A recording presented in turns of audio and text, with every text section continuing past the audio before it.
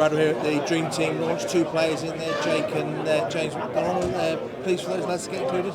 Yeah, it's great. It's a great individual accolade for both those guys, but I feel like it's probably a better accolade for the team and the group where the team's at. You know, for those you don't get individual awards unless the team's doing really well, and I'm sure those 2 guys will be the first to mention it. But you know, like on Macca, he's a sort of player you take for granted a little bit as a coach because he's just become so reliable on how he turns up with his physicality, how he turns up with his effort areas. He's really good. He owns them every week, and he's made it very tough all season for opposing halves. And then you have a look at Jake. He's done a lot of work in his game to be able to execute and own big moments, you know, when he's tired and fatigued and under pressure.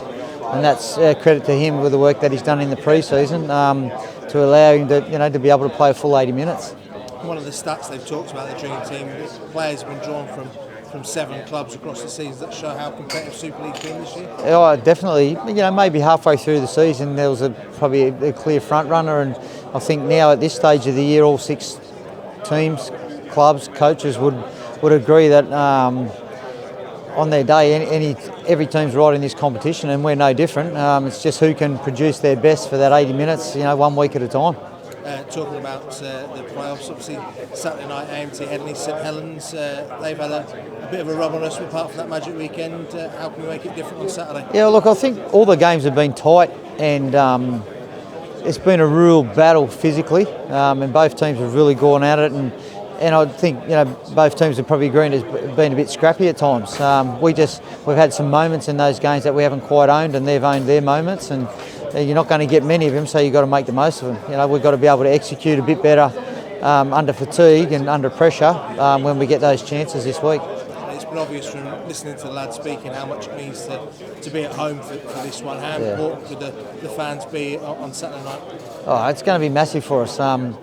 You know, you get a try and you get a bit of energy. Well, our fans can provide that energy, and they do provide that energy for us. So we've got to make sure that we're playing the right style of footy that gets them engaged and brings them into the game. And you know, we worked really hard as a group to make sure that we had a home final to show our appreciation for the fans. Now we've got to work even harder to make sure we make the most of it. And in terms of your troops available for Saturday, you're confident that the 4 guys who missed out last week? They all we've trained well today. Jake was fine, Hawley was in there, Ash looked sharp, and Lockie's good to go. So, look, at a pinch, we could have probably pushed him out there for last week, but you know, there was more of an important situation or opportunities moving forward.